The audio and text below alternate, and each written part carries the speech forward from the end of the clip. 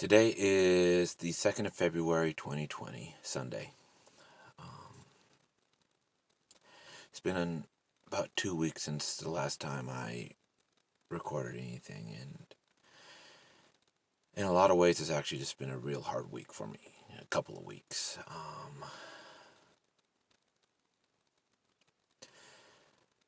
I have been struggling with a lack of motivation and depression. I don't have clinical depression, but just like everybody else, sometimes you just get depressed. So, I have been keeping up with my daily lists. I haven't been keeping up with much of anything, to be honest. It hasn't been completely bad. I hit a milestone, which was a good milestone.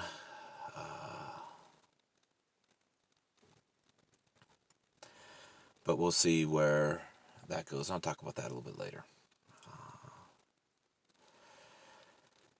I know most of the people who actually do watch these are family and friends, and I do appreciate the views. But once again, this is primarily for myself.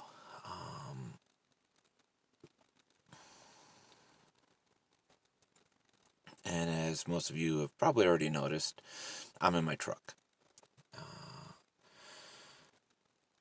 And today I just decided that I was going to take some time and head up. There's a canyon up by where I live with a little spot that I like to go to. Usually I'll take my dogs up here and, take them for a little walk. They really love this. They get so excited when they see us pull in. But I figured I'd just take some purely me time, come up here, record this video. From what I can tell, looking in my phone, you can't really see what's outside, but it's actually, I think, really beautiful. There's a bunch of what I think are scrub oaks up here. Obviously they're kind of barren. Look, my wife thinks they look ugly. They're really scraggly, but I don't think they're ugly personally. Are they the most beautiful trees when barren? No. But there's something. And we're in the parking lot. There's a weir close by, and you just can sit there and listen to the water go over the rocks.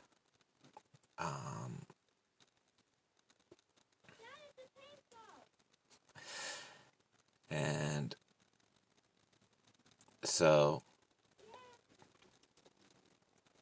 anyway, I just decided to come up here and do some recharge. My personal personality is one where I can get some me time. So, especially some time up in nature is what recharges me. My wife has even commented on the times we've gone camping, that when I come back, I just seem completely rejuvenated.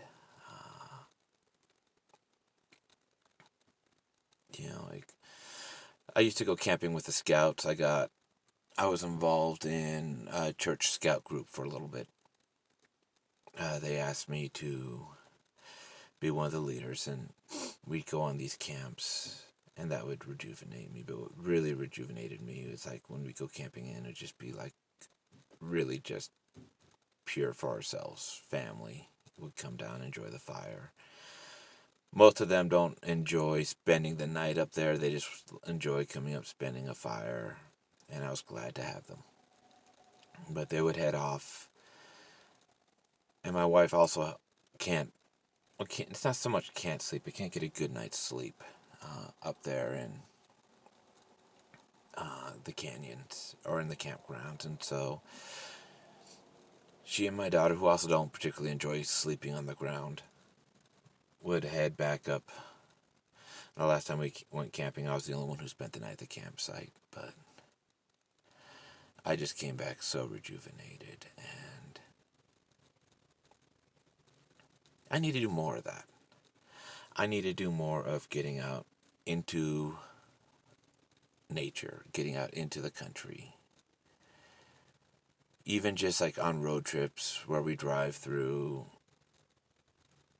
and there's two sets of, or two types of country that just really do good for me personally. One is just the pure nature, where you're out driving through woods, driving through mountains, driving through whatever. Even better if you're walking through it, better if you're camping in it, that kind of stuff. The other part is agricultural land. I do enjoy going by and seeing pastures and livestock on pasture. Cows and horses out there eating grass. Chickens and other things looking for their forage. A mixture of greens, grains, or seeds, and insects, whatever else they can find. And it's just, I just really enjoy that. And I do realize that there's not everyone's thing. But I just came out here and I just really needed this. And even after I record this video, I'm going to probably stay up here for just a little bit. And if I'm lucky, I'll go home, grab my wife, my daughter, my dogs, and maybe come back up here and do another little walk. This trail that we go down up Hobble Creek Canyon is really nice because it's a nice compromise. It's not like a hike. You're not on dirt trails. They actually have a really nice paved trail through here, which my daughter and my wife appreciate. There's ups and downs, but it's fairly graded. It's not anything particularly difficult to travel. And it's enough, wild, off to both sides of the trail that, it kind of gives me what I need. One of the things that's kind of interesting is as I walk along, or as I go through my life, I live in a small town, which is getting far too big for my personal tastes. I'm sure the city council disagrees, considering that they're doing everything they can to increase the size of the city, which makes sense for their point of view, but it's just not me.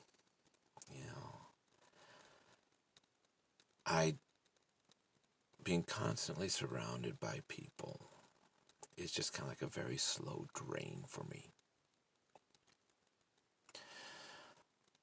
And, not everyone drains you at the same rate. Even people who love being around people, who really get recharged by interacting with people, will tell you that there are people that, no matter what, are a drain.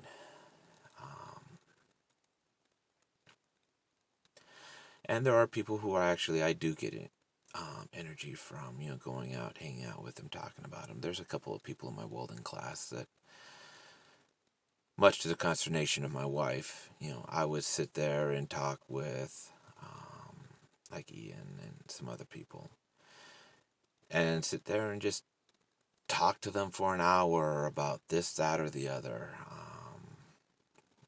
The new Star Wars movies or the old Star Wars movies. Whatever the case may be.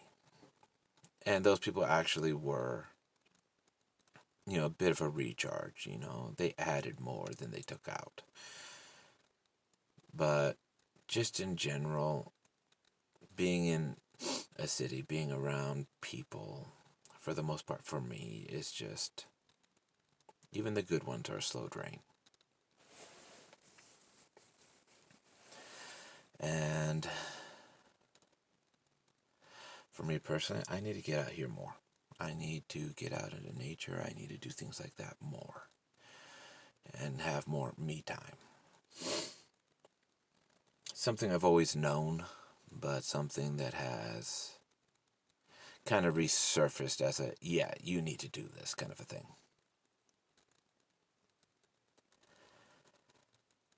And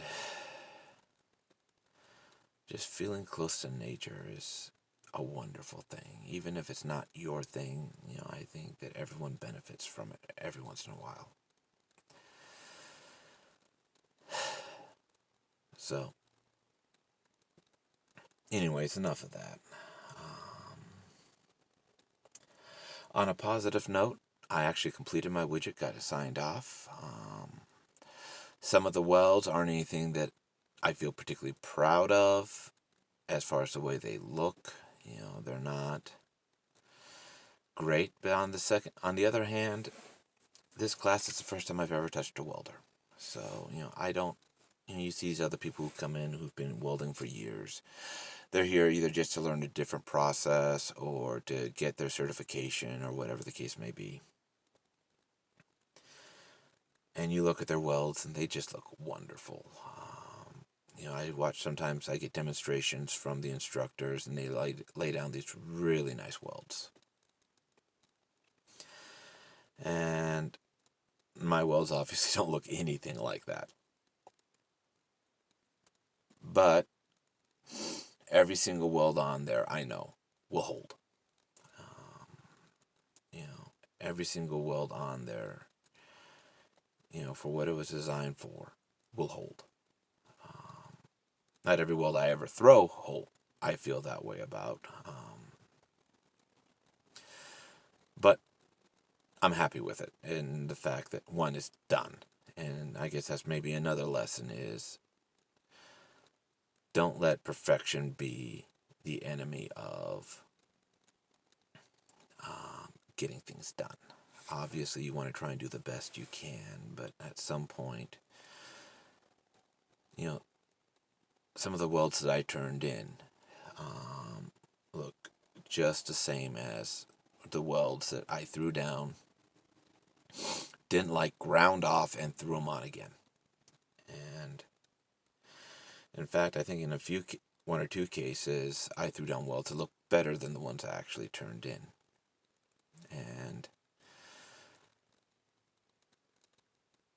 But I was so determined on trying to get that perfect weld that I really held myself up, where I could be moving on to other things. I don't exactly consider it a full waste, because more time under the hood, as they say, is time under the hood. I'm gaining experience, but I wasn't able to move on and learn new things. So I finally just kind of, and that's actually one of the reasons why I was so depressed, is because I just was keep on hammering on these welds. And finally, I just threw my hands up, turned it in. He looked at it and go, yeah, that passes. No thoroughfare, no fanfare, no anything like that. Yeah, that passes. I'll pass it off. And so I get my widget signed off for what everyone pretty much knows as MIG, metal inert gas, but is now referred to as GMAW, gas metal arc welding, which is the new industry name for that type of welding. I guess they figured that MIG was either too specific or for whatever reason. But the American Welding Society, which is one of the main governing bodies of welders, certifications of welders, etc., they lay down the standards that most of industry uses in America, decided that GMAW was better than MIG. Though most people still just call it MIG. Habits are hard to break, and let's be honest, MIG is easier to say than GMAW or GMAW, as we would obviously abbreviate it in the military. And so now I'm on to flux core. I'm sorry, not flux core, metal core. I've already passed off 3 welds. I have about 3 more welds to go before I completely pass off my metal core.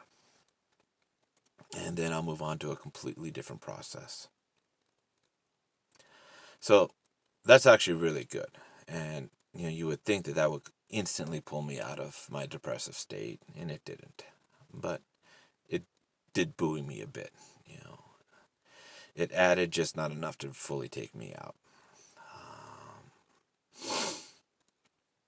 You know, and depression is an interesting thing because if you look at it objectively, my life was actually not going that bad. I was doing well at work, getting stuff done. I was, um, I got that widget passed off in school. The next day, knocked out 3 welds, or passed off 3 welds, on a completely new process. Well, not completely new. It's very similar to MIG. It's actually on the same page, my sign-off sheet, as MIG. But different enough that it is its own process. Um,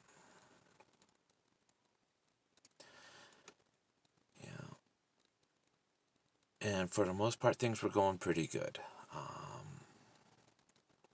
But still feeling really discouraged, really depressed, really, I could never seem to get enough sleep. I was always tired. And you know what? I'm still trying to dig myself out of that hole. I think I've got myself most of it out of the hole. But one of the reasons why I'm up here and not in my house is to try and dig myself out far enough and to recommit to moving forward. As I said in one of the last videos, Sunday to Sunday, chow to chow. Just keep on moving. And for most of the things I was doing, I did keep on moving. Certain things I just kind of let slide that I shouldn't have. But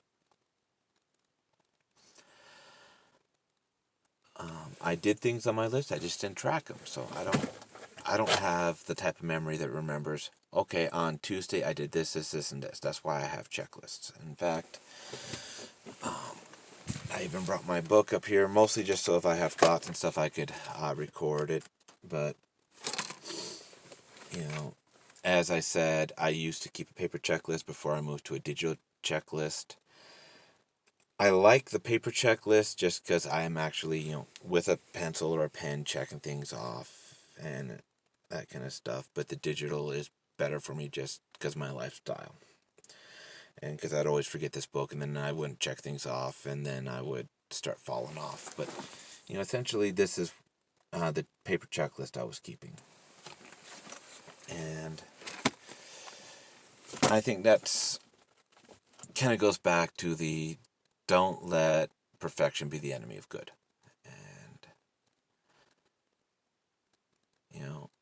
do I like the digital checklist as much as the paper checklist? No. They do the exact same thing, though. And I always have my phone with me, almost always. So I decided to go digital. Give up the few advantages of the paper that I like and move on to the digital. Same with audiobooks. Do I believe that, actually with a physical book reading, is that better than, just sitting there listening while your mind can drift and you're trying to concentrate on other things? Yes, I do believe that, actually sitting down to read is better than audiobooks. However, with my time, even when you look at my schedule of the things I have hard part down into my schedule, things like work, things like school, things like other, schedulable obligations, almost all of my free time is, filled with other things, family. I don't want to say this in a way that sounds like I begrudge my family, but family does take a lot of time. It takes a lot of time, a lot of effort. Do I believe it's worth it? Yes. I mean, honestly, I would not have remarried if I didn't believe that the benefits you get out of being in a relationship like that outweigh the negatives. And let's be completely honest. there are opportunity costs. There are downsides to being in a serious committed relationship. That's why so many people choose not to be, who could be. But for me personally, my personal belief is that in a good relationship, and I do need to specify a good relationship, not a toxic relationship, what you gain from being in such a relationship is so much. You can do so much more. You can grow so much more. My wife will call me on things when I'm not doing what I need to do, and I'll call her. And even when it's not things of like, okay, of real importance, it is nice just to have someone, who can take a look at what you're doing and say, that looks good, that might need a little bit of adjustment. I've done that for my wife has done that for me.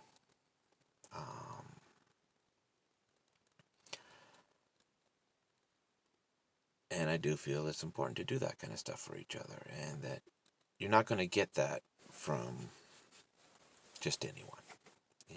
There has to be that level of trust, that level of understanding. And in some ways, just that level of knowing what the other person meant, that you only really get through long-term, close connections. Where your wife or your husband or your partner or whatever, your friend, if your brother, your sister, could say something and everyone else would think that they mean A just from the way they said it, because you know them, you know that they actually mean B.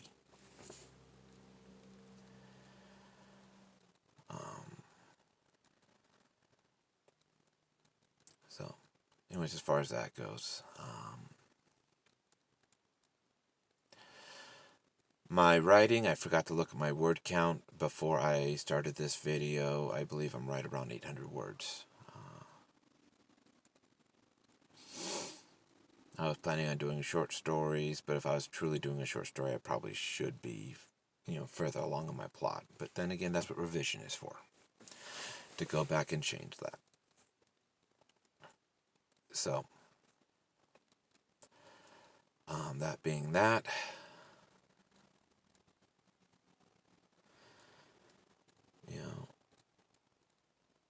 this week is going to be a better week. I'm going to make it a better week, one way or the other. There are certain things, that are very difficult to control. You can, to some extent, control the way you feel by what you focus on, but initial reactions are initial reactions. And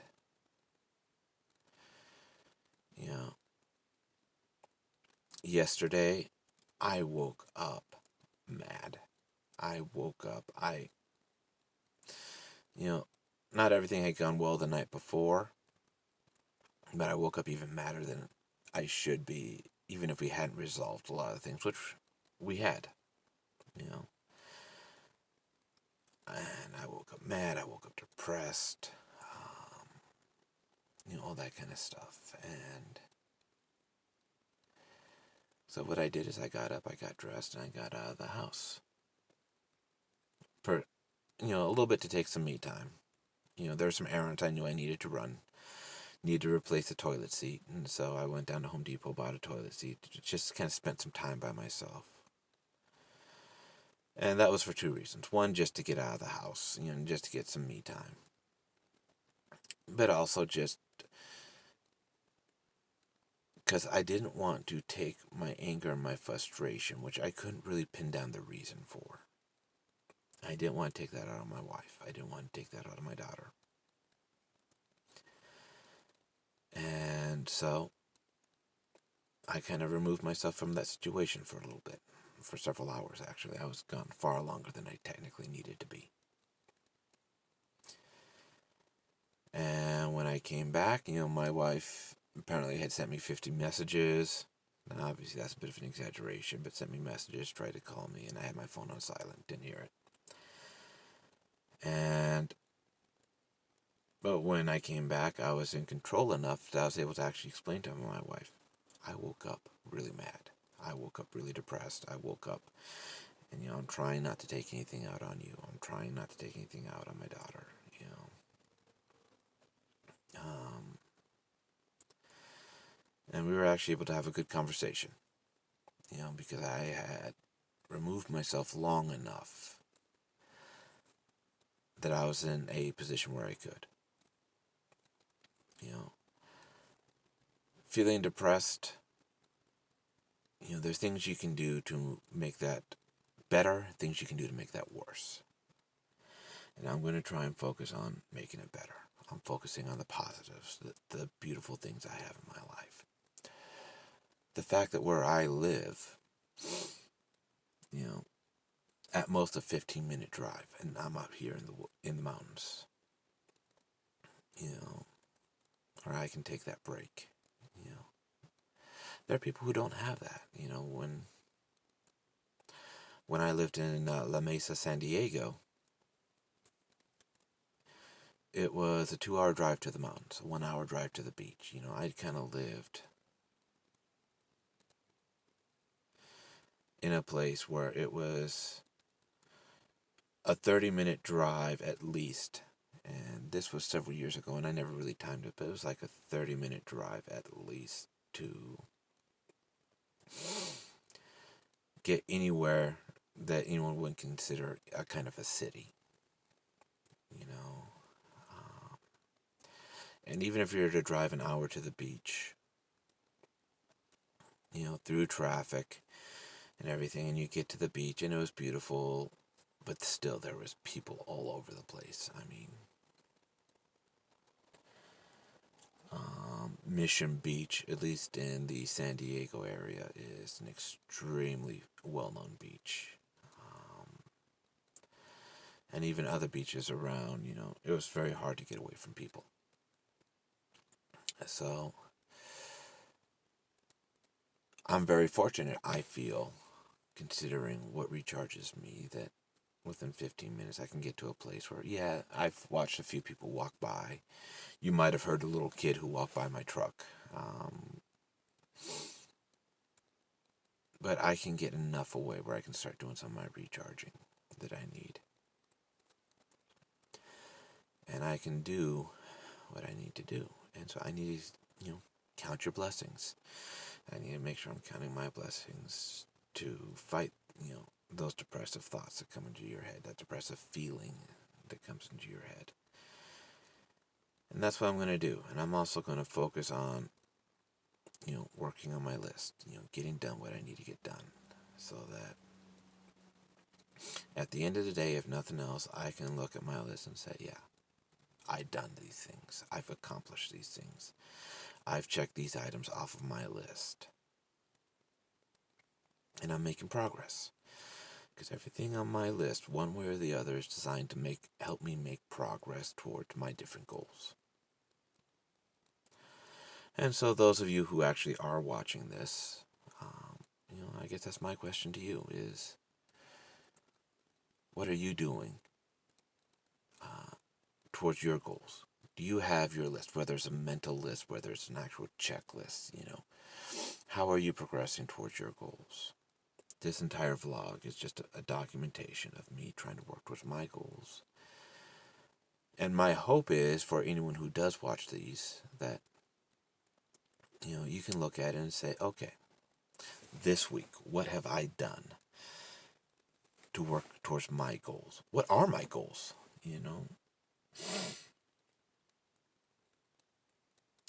There are people who place an overemphasis on goals and checklists, and there are other people who poo-poo on goals, and it's like, oh, this is all just artificial, it's not real, it's, not real change and that kind of stuff, especially when it comes to things like, I want to be a better father, I want to be a better man, and they say the goals have been overhyped, checklists have been overhyped, they're not real, because if you didn't have your checklist, you wouldn't do them. Well, I didn't keep my checklist. I did a lot of the things that actually are on them. But, what are your goals? What are the things you're working towards? And then what have you done to move yourself towards them? So, anyways, I'm going to go ahead and leave it out here. I might throw a little bit of, imagery of the weir. But essentially that's what I wanted to say. So, Vin Dyson out.